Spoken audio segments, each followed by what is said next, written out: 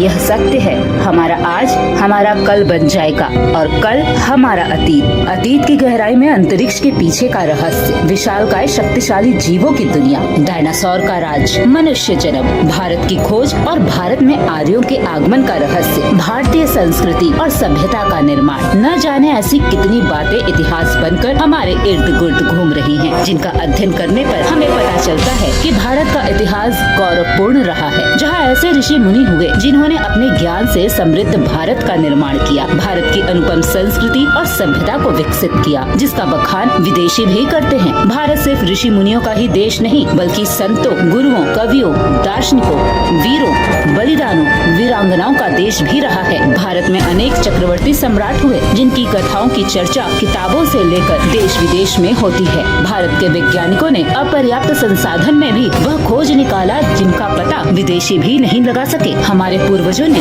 वनस्पतियों का अध्ययन कर नई चिकित्सा पद्धति को ढूंढ निकाला। पत्थरों से सातों स्वर निकालने की अद्भुत कला के शिल्पकार केवल भारत में ही थे। भारत का स्टील उत्पाद हो या लौह उत्पाद, वास्को डी गामा सहित अन्य विदेशी भारत की समृद्धि को देखकर हैरान थे। भारत के पास वह था जो किसी भी देश के पास नहीं था। भारत वह सोने की चिड़िया थी जिसे हर देश पाना चाह रहा था। इसीलिए हर देश की निगाहें भारत पर टिकी थी कि कैसे भारत को गुलाम बनाकर भारत पर राज किया जाए। छल से भारत को गुलाम बनाने की अंग्रेजों की रणनीति तो सफल हो गई, लेकिन हुकूमत का यह सिलसिला ज्यादा साल नहीं चल सका। लेकिन कहते हैं जब नींव मजबूत हो तो दीवार को गिराना मुश्किल होता है। भारत को गुलाम बनाना, भारत पर शासन करना आसान नहीं था। इसीलिए स्वामी विवेकानंद ने अमेरिका में जाकर कहा था कि आपका सिद्धांत जहाँ समाप्त होता है, भारतीय विचार वहाँ से शुरू होता है। हम आपके लिए लेकर आया है origin the series of history. इसमें दी गई जानकारी कई पुस्तकों से एकत्रित की गई जानकारियों का समावेश है। Origin the series of history आपको वही बताएगा जो प्रमाणों पर आधारित होगा, जहाँ पर हम बात करेंगे अतीत से लेकर भारत के इतिहास में और ऐसा क्या हुआ। क्या भारत